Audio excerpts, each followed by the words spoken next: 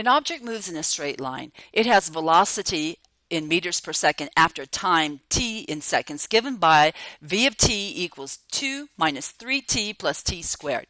Find the distance traveled during the time period from 0 seconds to 4 seconds, and then find the displacement during that same time period. Now, the first part's asking for the distance traveled. So if you go forward or backward, it doesn't make any distance. We're going to add all these distances together. It's like you're driving in your car and you need to know how many miles your car actually traveled. So that means if we're going backwards, we get a negative distance. We have to consider the absolute value and add that together with the forward distances in order to get the entire distance traveled. On the other hand, the displacement is interested in where your location is after you've finished your trip. So let's see how to work out these two problems. Part A, the solution. Step 1, find the integrals for d sub 1, which is equal to the positive distance, and d sub 2, which is equal to the negative distance. Okay, v of t is equal to t squared minus 3t plus 2. And that can be factored as t minus 2 times t minus 1. That means that the critical numbers of this function v of t are t equal 2 and t equal 1. Now, since both of these numbers are on the interval of t values from 0 to 4, we're going to use them both to partition the number line. We'll only use the ones that are on the interval of interest. So remember that when you're doing your homework.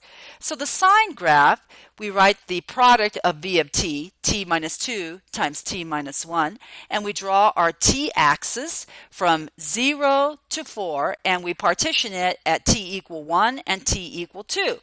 And we find the sign of the function, the product of v of t, in each of these intervals.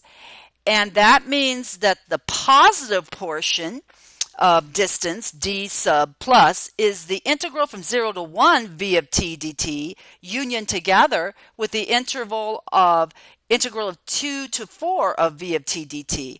And the negative distance part is the integral from 1 to 2 of v of t dt. Okay, great. Now we know which ones are going to be negative, and that means we'll put the absolute value bars on it when we consider the solution to the distance traveled. Step 2, find the distance traveled. Okay, the integral from 1 to 4 of the absolute value of v of t dt is equal to the first positive integral from 0 to 1 plus the absolute value of the second, which is the negative integral, so we put the absolute value bars on it, plus the integral for the last positive portion from 2 to 4. So let's evaluate this. The function v of t is t squared minus 3t plus 2. So we're going to take the integral from 0 to 1 of that function, plus the absolute value from 1 to 2 of that function, plus the integral from 2 to 4 of that function. Now we have to figure out what the antiderivative is of the function. Well, the antiderivative of t squared is t cubed over 3, and the antiderivative of negative 3t is negative 3 halves t squared. Antiderivative of 2 is 2t. So we're going to use that to evaluate the interval from t equals 0 to 1, then the absolute value evaluation from 1 to 2, plus the evaluation from 2 to 4. Now the rest of this is just arithmetic. Arithmetic. I thought it would be easiest to avoid working with fractions, so I pulled out the least common denominator among all the fractions to the very front. That way everything inside is a whole number. Now you don't have to do that if you're cool with working with fractions, but they really screw me up, so I just pulled out 1/6 from every term in each of these integrals, well, antiderivatives now. And now I'm going to go ahead and evaluate. For the first bracket, I'm going to do the evaluation at the upper limit 1 minus the evaluation at the lower limit 0, then the absolute value of the evaluation of the function at the upper limit 2 minus the evaluation at the lower limit 1 plus the evaluation at the upper limit 4 minus the evaluation at the lower limit 2. Now, if you want to pause the video and see where those came from, you can go ahead and evaluate that function, the antiderivative at the upper minus the lower limits. Simplifying, we get 1/6 times 5 plus the absolute value of -1 plus 28, which is 1/6 times 6 plus 28, which is 34/6, which simplifies to 17/3.